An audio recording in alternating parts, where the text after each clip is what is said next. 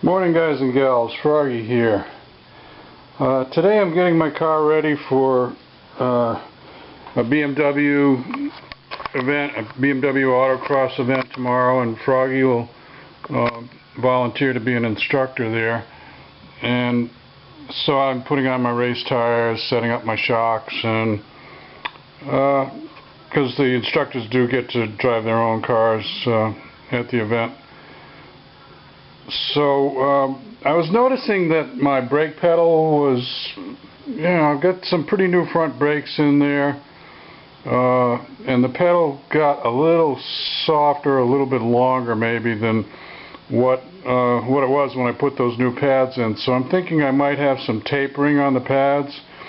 So I'm going to take the pads out. I'm going to show you what they look like, and if they have any tapering, I'm going to show you how to flip them. I need a 18mm open and a 15mm socket to remove the slide bolt from the bottom. So let's do that first. This is the slide pin bolt. I haven't got very much light on there. I hope you can see it. Anyway, if you take the bottom one out, here's the slide pin. Oh, this light is really bad. Alright, that's better. This is the slide pin here, and I already lubricated that, and I checked to make sure the rubber cover was okay. So I'm not going to do that now. I'm just showing you a quick brake pad check. Now I can rotate. I don't have to touch the top slide pin. I can rotate the caliper up, and I can get at those pads. Now I may maybe I'll get a string and I'll tie that up out of the way. Yeah, let Froggy get a little bungee. Okay, Froggy took out the other side now, and I've got them marked, driver and passenger side, and I put little white pluses, and it's supposed to be a plus, where it's worn down the most. Actually, this one right here is the most of all, but here, here, here, here are my biggest wear areas. So what could I do to put the areas where they're wearing a lot, and mate that up to the part of the rotor that's not causing so much wear? Because everything is always a matched, the rotor matches the pad. And I don't think there's anything wrong with this wear pattern. I think it's natural for sliding caliber front brakes on a Corvette to wear this way. But here's what you want to do. See this on the driver's side where it's wearing a lot?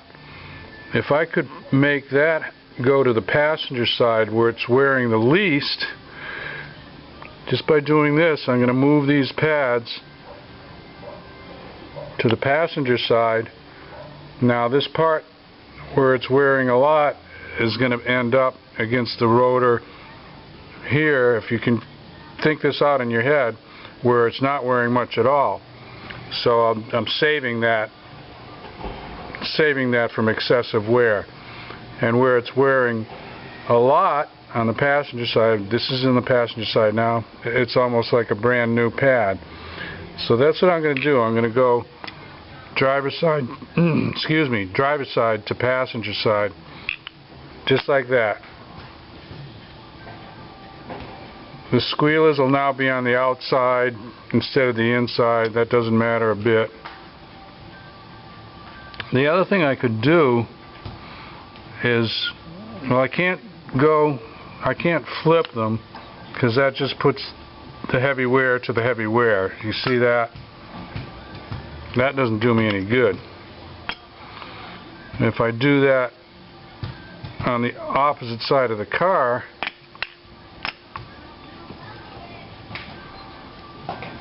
that would work. And that just puts the squealer down the bottom, which doesn't matter.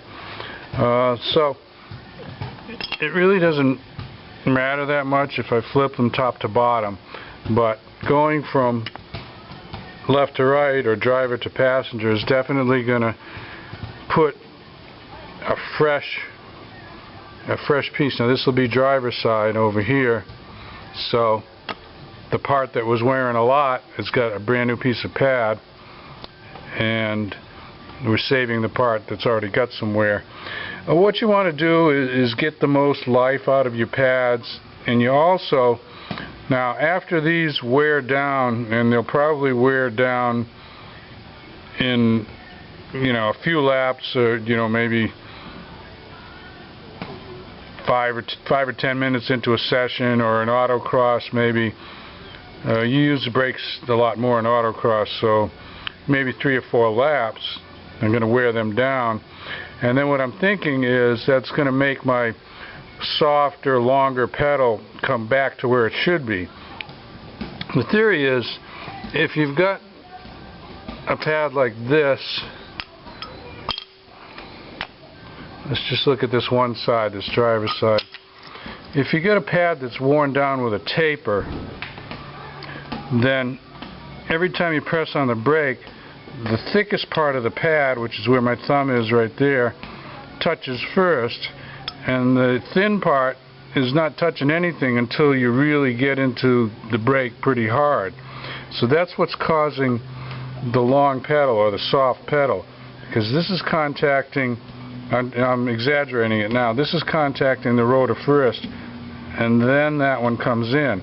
So it's always doing something like this, if you follow me.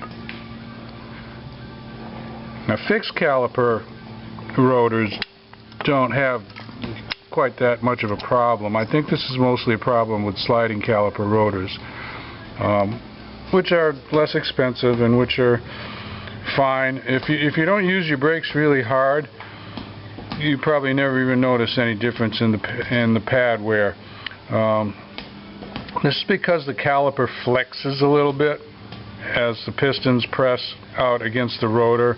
They press back against the parts of the caliper where all the hydraulic fluid is, and they flex a little bit. But that's beyond this. This is really just a simple thing you can do if you notice that your pedal has gotten a little soft or a little long. First, just examine the pads. If they look all straight and even and beautiful, then you don't have to do anything. But if you see something like this, where, let me see if I can get a nice close-up, nice and even.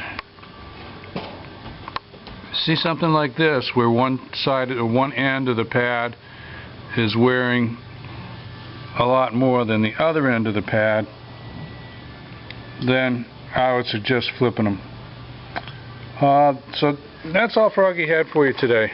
Just a little quickie here as I'm setting up my car for tomorrow. If you have any questions, post them up in the comments, and hope you enjoyed it, and I will see you guys and gals later. Click on the subscribe button if you want to see more from Froggy. Take care, bye-bye. I finished with the passenger side, and I've got better light over here on the driver's side, so I'll show you this side. I've got 3 or 4 last tips for you to put it back together. You're going to need to put the pistons back in their bore a little bit.